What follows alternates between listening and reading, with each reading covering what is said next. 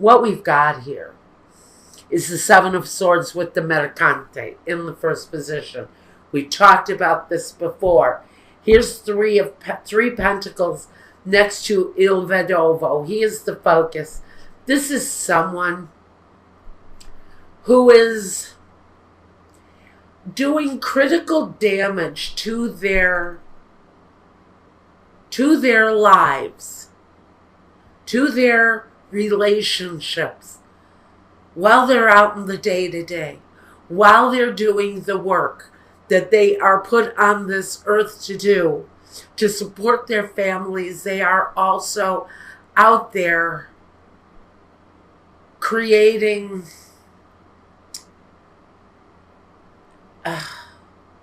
I just don't know what to say about this. The Seven of Swords, he's a deceiver. He's a thief. He's a liar. He's a con artist. You name it, it's him. His energy is back for you guys again. And this time, his lover is here.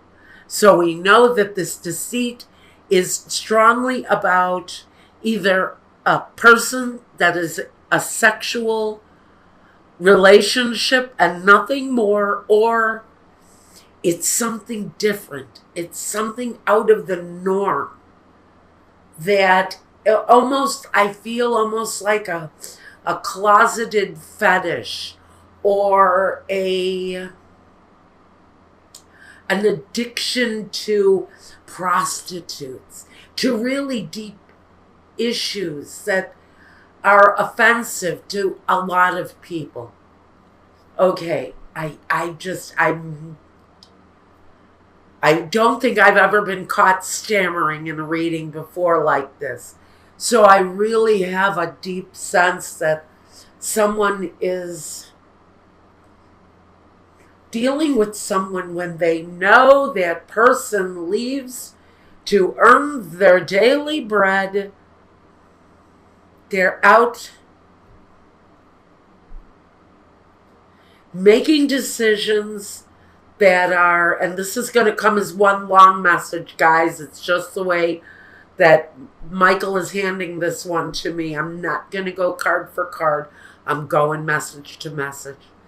This is someone, they leave their home in the morning to earn their daily bread. And while they're out there, they're making decisions that are detrimental to their home.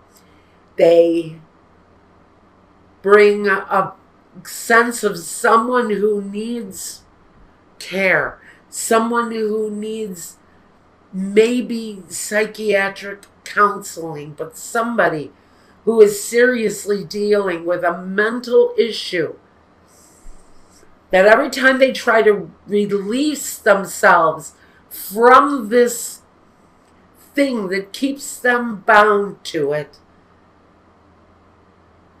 they can't resist and they jump back into it.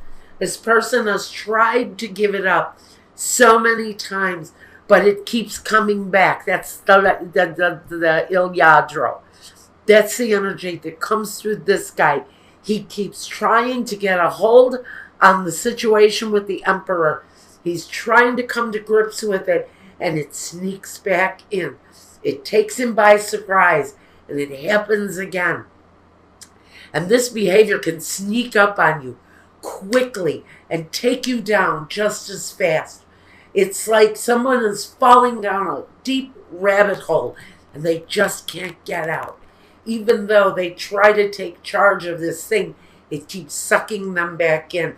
It keeps drawing them back in. Now, whoever is the companion to this person, you are put there to help them, but there has come a point where you've had to step back and look at this person, because you are aware of their behavior. You know what they do. Your instincts tell you that this person is sick. It is more mental than physical, but this person is incredibly drawn to a negative behavior that will destroy them, that can bring serious ends to the life that they are pursuing. And it's not like they want to do this. They want to get a hold of it. But it has more of a hold on them. This behavior has a hold on them. And they cannot release themselves from it. They cannot release themselves from this. It keeps coming back. And everything in them tells them that they have to quit. And everything that's in you, their partner, knows that this thing, I have to say, this is about a sexual addiction or something connected in that way that they just can't let go of. Instinctually, they know that it's wrong. Instinctually, you know that it's wrong. You both are aware that this person needs the help of a professional. Yet they refuse to seek it out. They refuse to go there. They don't want to expose themselves as this mentally ill person. They don't want that to be seen.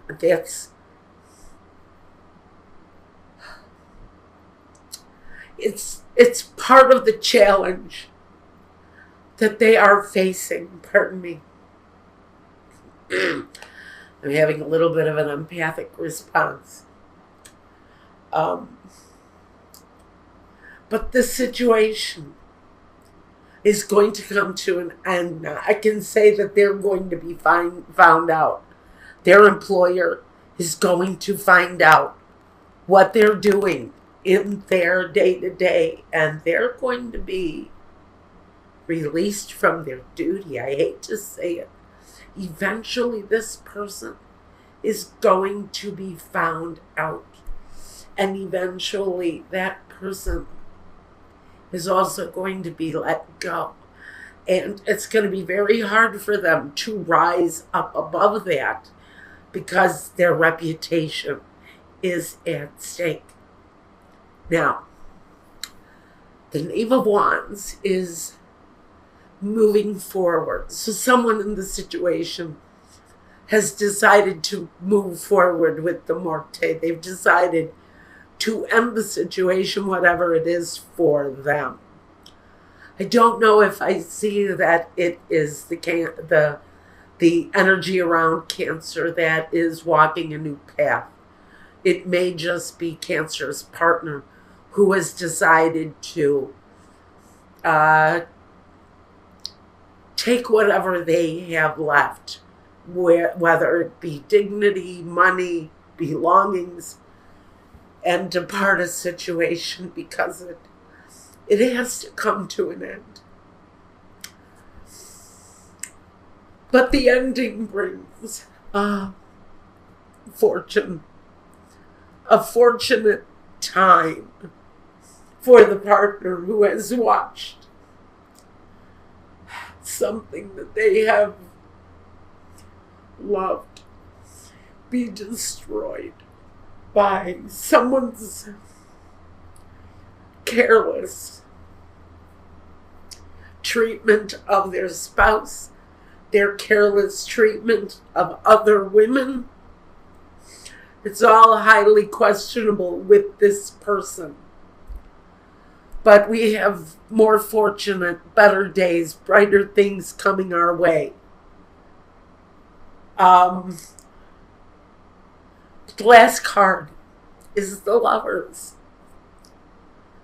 So this may continue to be something painful for Cancer. Did I say Cancer? For Pisces. For Pisces. This is Pisces. I just finished Cancer. And Cancer drew very similar cards in their reading, and that's maybe where I'm getting Cancer from. This is Pisces. I know it's Pisces.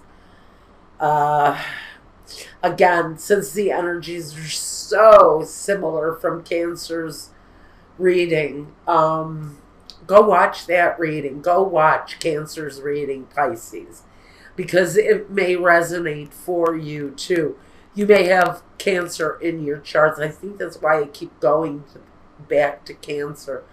Pisces, whoever this is, and it may be a Cancer individual around you, Pisces, with this negative behavior. This person, this behavior is intense with emotions, and it hurts to the core of the family, Pisces. So whatever has developed for you, Pisces, just know that, and I can't remember how many times, if I have said Cancer, just don't remind me.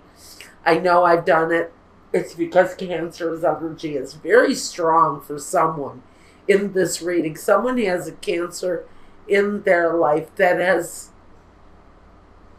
done some despicable things to bring an end to a Pisces. What a Pisces feels is their world crashing down. And that energy at the end of this period of time may still be there for you. Now,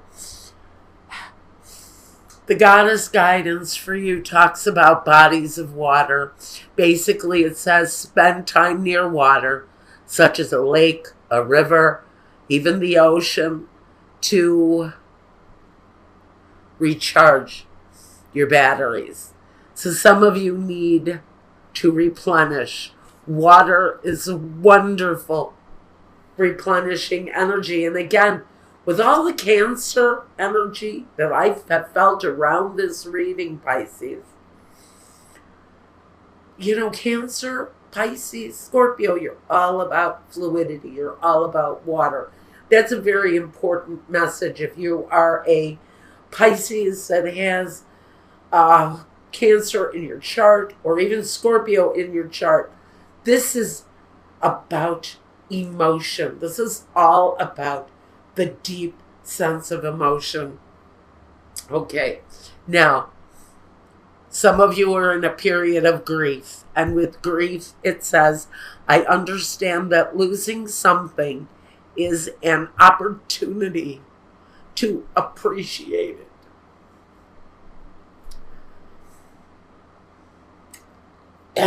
If you haven't figured it out, I'm the chick that cries in videos. Some of you are facing a loss, the loss of a partner who is lost. They've lost themselves. They've lost themselves in the behavior. And some of you can't deal with the rejection, the pain, the hurt. I'm feeling it so deeply, and I'm rather glad that this reading is going to wrap up quickly, because I'm being sucked into such a huge emotion, such a deep, Spirit just says it's a drowning pool.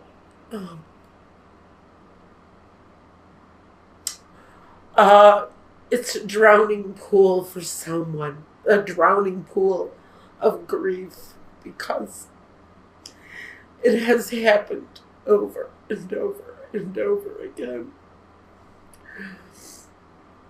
And now a family is being affected at its core.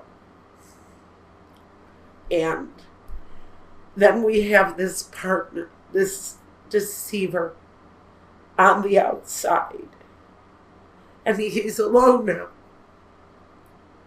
He's going to be left alone because he's done so many wrongs. And he's being abandoned. And I want you to see that. Where is that? Where did it go? Oh my God, where is it? My God, guilt.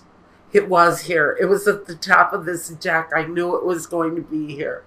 It says, I release any beliefs that no longer assist in my soul's growth.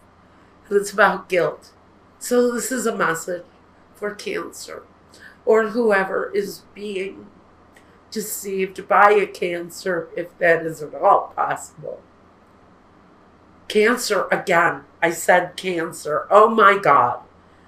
Cancer is too relevant in this reading. Cancer keeps coming up. Just know, Pisces, it's about the deep emotion. I'm going to take a break after this because I need to shed the Cancer energy from this reading. Deep in Cancer energy, just know that this reading is about the deep emotions. The deep emotions that come back because of all of my signs.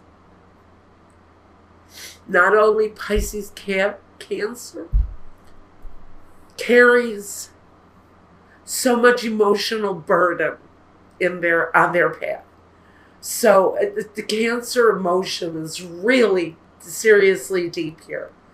I'm not going to go back. I'm not going to correct it. There are reasons why Cancer keeps coming up. It's significant for someone. Maybe someone discovered this deception back in June or July during the time of Cancer. Or maybe we're entering some planetary phase of Cancer where it's going to be significant. But my Cancer energy still comes back. So Cancer, I'm going to put a notice up. You need to watch this show. Yeah, I wanted you to see that. The need to release guilt. Don't be led by guilt. Oh, goodness. What did I do here? Okay. Don't be led astray by guilt.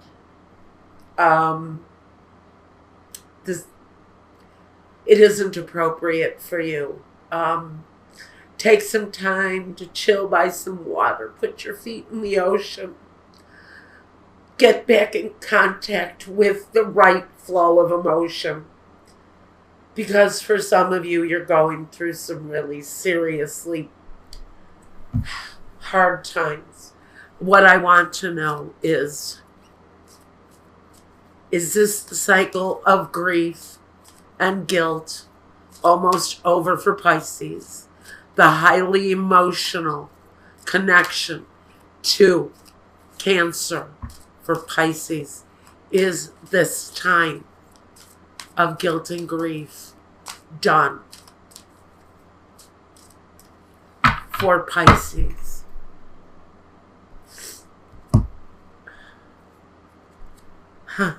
That was what I was looking for. Yes. So I'm going to go and shed my last tear. You need to also shed that last tear for that relationship or that person because they feel lost to me. Not lost to the world. It's not like they're dying. For me, they're just lost in a behavior that unless they get real help with whatever this is, they're going to be lost to it probably forever.